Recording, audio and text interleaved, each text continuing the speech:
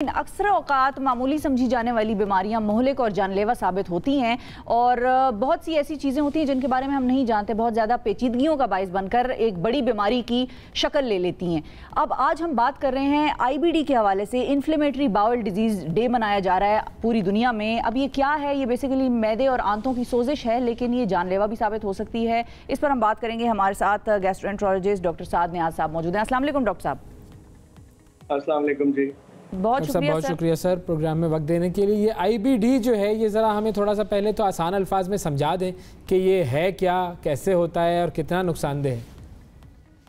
Okay जी, simple इसका ये है कि आईबीडी में दो किस्म की बीमारियां होती हैं और आंतों की सोजिश की बीमारी है, इन्फ्लेमेशन की। आंतों की जो झिल्ली होती है, लाइनिंग होती है, उसमें इन्फ्लेमेशन हो जाती है। इसमें एक बीमारी जो ज़्यादा आम है पाकिस्तान में भी, और ये ज़्यादा बीमारी आईबीडी जो है ये वेस्टर्न ममालिक में ज़्यादा कॉमन थी, लेकिन अब हम देख रहे हैं पिछले 2-3 दिहाइयों से कि हमारे यहाँ भी ये जो अल्सरेटिव कोलाइटिस जिसको हम कहते हैं, वो बड़ी आंतों को सिर्फ इन्वॉल्व करती है और बड़ी आंतों की सोजिश की बीमारी होती है। तो इसके जो मरीज होते हैं उनमें ज़्यादातर जो है ना वो डायरिया होता है, उसके साथ ब्लड आता है, उसके साथ कमज़ोरी भी बहुत होती है। और ये जो डायरिया होता है इसमें बड़ा मसला ये होता है कि इंसान उसको रोक नहीं पाता। तो जब आपको आदत होती है तो फिर आपको फ़ौरन जाना पड़ता है। वो एक बड़ी तकलीफदेह चीज़ होती है, बिकॉज बहुत सारे मरीज़ जब तक उनका इलाज नहीं होता वो घर से निकलना उनका बड़ा महाल हो जाता है।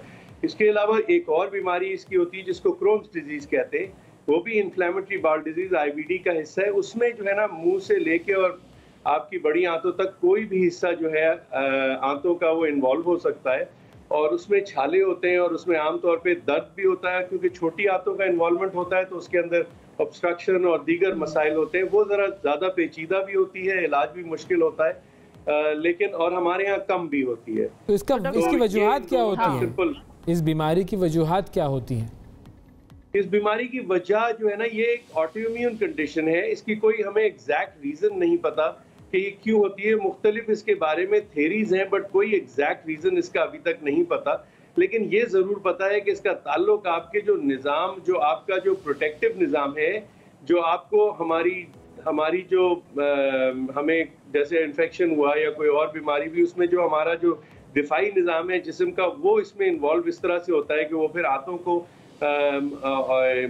जो है ना वो ख़ास तौर पे असर करता है उस पर और उसको नुकसान पहुँचाता है। उसमें छाले वगैरह हो जाते हैं। ये वो वाले अल्सर नहीं है जो मैदे में अल्सर होता है। बहुत सारे लोग उसको ये समझते हैं, लेकिन इसकी ना खाने से ना आप किसी और चीज़ से ऐसा नहीं है कि जिससे आप इसको अपने आप से बचा सके। ना ये इन्फेक्शन होता है, ना ये किसी को लग सकता है। तो सर ये ऑटोमेटिकली खुद ही अचानक से अपेयर हो जाती है कंडीशन, या कुछ टाइम लेती है ये? मोस्टली 20 to 40 ईयर्स की एज में ज़्यादातर जो है ना ये इस पीरियड में ज़्यादा होती है और ये खुद से हो जाती है। और जैसे मैंने कहा, इसकी मेन अलामत जो है वो डायरिया होती है। आमतौर पे जिसको हम अल्सरेटिव कोलाइटिस कहते हैं, उसके अंदर डायरिया सब जो मेन चीज़ है वो होती है। और डायरिया भी अक्सर ब्लडी डायरिया होता है और बड़ा शदीद होता है।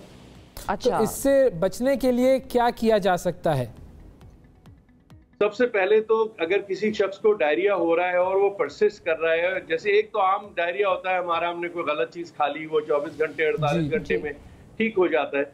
लेकिन अगर उससे ज़्यादा डायरिया हो रहा है, परसिस्ट कर रहा है, रात को आपको उठना पड़ रहा है, आपसे रोका नहीं जा रहा, जिसको हम अर्जेंसी कहते हैं वो है, या ब्लड आ रहा है स्टूल में, तो उस सूरत में इसको डिले नहीं करना चाहिए। इसका जल्द से जल्द अगर इलाज कर ले तो बचत हो जाती है, क्योंकि इसमें अगर जल्दी इलाज हो, ये जो बीमारी होती है इसमें ये समझना ज़रूरी है कि ये हम इसको रिलैप्सिंग एंड रिमिटिंग डिसऑर्डर कहते हैं। कभी कभी खुद से आती है, सर उठाती है, फिर ठीक हो जाती है।